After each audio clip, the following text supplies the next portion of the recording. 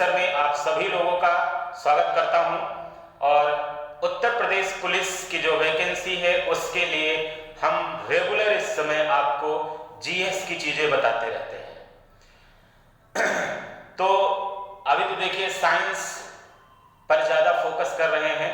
आप लोग जानते हैं कि विज्ञान में ऑफलाइन कोचिंग्स में पढ़ाता रहता हूं। बाकी यूपी स्पेशल पर भी मैं एक वीडियो आपको बनाऊंगा जिसमें महत्वपूर्ण फैक्ट होंगे जो एग्जाम में पूछे जा सकते हैं, और प्रयास करूंगा करंट अफेयर्स के लिए भी, है ना।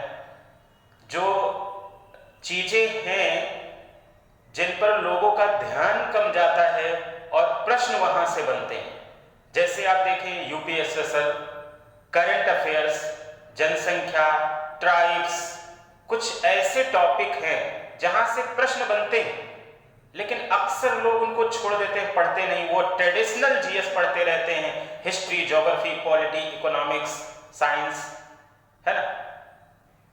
लेकिन बैलेंस करने के लिए, मार्क्स अधिक प्राप्त करने के लिए आपको क्या है, कुछ और भी टॉपिक हैं जिन पर ध्यान देने की जरूरत है। जैसे मुझे लगता है कि इन्वायरमेंट भी एक मुद्दा है अच्छा, जहां से प्रश्न पूछ लिए जाते हैं, उसको भी पढ़िए। मैं प्रयास करूंगा कि खास जो प्रश्न हैं जो आपसे पूछे जा सकते हैं उनको मैं एक एक वीडियो में पढ़ा करके आपको प्रोवाइड करवा दूं, जिससे आप लाभ प्राप्त कर सकें।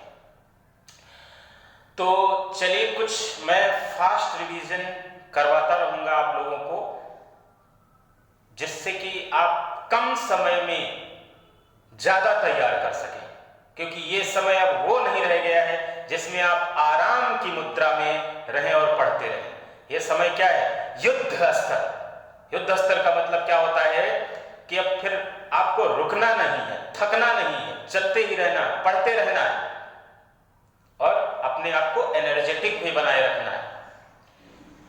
तो जैसे कुछ टॉपिक हैं, ब्लड से रिलेटेड मैं बात कर लेता हूं कि रुधिर। अब रुधिर से क्या क्या प्रश्न पूछे जा सकते हैं। सबसे पहला प्रश्न यही पूछा जाएगा कि ब्लड की खोज किसने किया, क्या बताएंगे, कार्ल लैंड स्टीनर ने। ब्लड की खोज किसने किया, तो क्या बता देंगे, कार्ल लैंड स्टीनर ने। रक्त परिसंचरण की खोज किसने किया, तो क्या बताएंगे, विलियम हार्वे ने। और ब्लड के अध्ययन को क्या कहते हैं, हिमेटोलॉजी। क्या कहते हैं, हिमेटोलॉजी। ब्लड के अध्ययन को क्या कहते हैं, तो क्या बताएंगे, हिमेटोलॉजी कहते हैं। ब्लड के अध्ययन को क्या कहते हैं, हिमेटोलॉजी। आपको पता है कि ब्लड क्या होता है, हम हल्का सा क्षारीय होता है, क्योंकि ब्लड का पीएच कितना होता है, 7.4 होता है। 7.4। जैसे ही पीएच 7 से अधिक होता है क्षारीय हो जाता है, और अगर 7 है तो क्या होता है, न्यूट्रल होता है, और 7 से कम होता है तो क्या होता है, अम्लीय होता है। यहां ब्लड का पीएच कितना है, 7.4 है। इसका मतलब क्या हो जाएगा, ब्लड हल्का सा क्षारीय। आपको पता है पीएच का full form potential of hydrogen या पावर ऑफ हाइड्रोजन होता है। और पीएच पैमाने की खोज सोरेनसन ने किया था। किसने किया, सोरेनसन ने।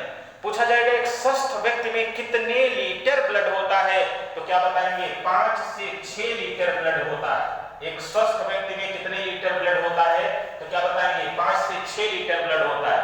अगर मान लीजिए 5 भी दिया हो, 6 भी दिया हो, तो सही आंसर आप हमेशा 5 लगाएंगे। क्लियर है ना। और एक बात याद रखिएगा, शरीर के भार का 7 से 8% ब्लड होता है। शरीर के भार का कितना होता है, तो क्या बताएंगे, 7 से 8% होता है। लीटर में क्या होता है, 5 से 6 लीटर होता है। एक बात और याद रखिएगा, पुरुषों की अपेक्षा महिलाओं में आधा लीटर ब्लड कम होता है। पुरुषों की अपेक्षा महिलाओं में आधा लीटर ब्लड कम होता है। कोई नवजात बच्चा है उसमें कितना ब्लड होगा, 200 से 300 ml। कई लोग बता देते 2-3 लीटर। अरे भाई 2-3-4 किलो का तो बच्चा ही होता है, उसमें 3 लीटर ब्लड कहां से हो जाएगा। केवल कितना होता है, 200 से 300 ml ब्लड होता है। एकदम क्लियर रहिएगा, समझ रहे हैं ना मेरी बातों को। अब जैसे सर्वदाता, आपको पता है कौन सा ब्लड ग्रुप है, ओ निगेटिव। सर्वग्राही कौन सा है, तो क्या बताएंगे, ओ पॉजिटिव, है ना। डोनेट कितना यूनिट ब्लड कर सकते हैं? 1 यूनिट डोनेट कर सकते हैं। 1 यूनिट में 450 ml होता है। और एक चीज याद रखिएगा, ब्लड बैंक में ब्लड को 4 डिग्री सेंटीग्रेड पर सुरक्षित रखा जाता है। और ब्लड क्लॉटिंग को रोकने के लिए, ब्लड बैंक में ब्लड क्लॉटिंग को रोकने के लिए, रक्त का थक्का जमने से रोकने के लिए उसमें सोडियम सिट्रेट मिला देते हैं। क्या मिलाते हैं? Sodium citrate. एक और होता है जैसे रक्तदाब, ब्लड प्रेशर, इस है ना, स्फेग्नोमैनोमीटर से मापते हैं इसको। और साथ में रक्तदाब की खोज किसने किया था? तो क्या बताएंगे? हेल्स ने। एक बार ये प्रश्न पूछा गया कि ये जो रक्तदाब होता है इसको नियंत्रित कौन करता है? मतलब कौन सी ग्लैंड हमारे शरीर की रक्तदाब को नियंत्रित करती है? तो क्या बताएंगे? Adrenal gland. कौन सी ग्रंथि होती है? अधिवृक्क ग्रंथि। अब आपको पता है कि ब्लड के भाग 2 हो जाते हैं। एक तरफ प्लाज्मा हो जाता है 55 से 60% और दूसरी तरफ क्या हो जाती हैं? कणिकाएं 40 से 45%। प्लाज्मा और कणिकाएं दोनों के बारे में हम सेकेंड वीडियो बना देंगे। अपलोड करना आसान रहता है और साथ में क्या है, आपके रिवीजन के लिए अच्छा रहता है। छोटे छोटे वीडियो हैं, किसी भी समय 5 मिनट कहीं भी बैठे हुए हैं, आपने देख लिया, आपका पता चला कि 2-3 वीडियो में आपको एक चैप्टर मिल गया। 15 मिनट में आपका एक चैप्टर रिवाइज हो गया, है ना। रिवाइज करना आसान होता है, इसलिए जानबूझ के छोटे वीडियो में आपको पोस्ट करता हूं।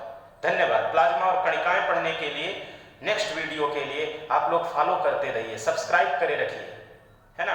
और अगर कोई प्रश्न फंस रहा हो तो मुझे आप कमेंट भी कर सकते हैं। धन्यवाद दोस्तों।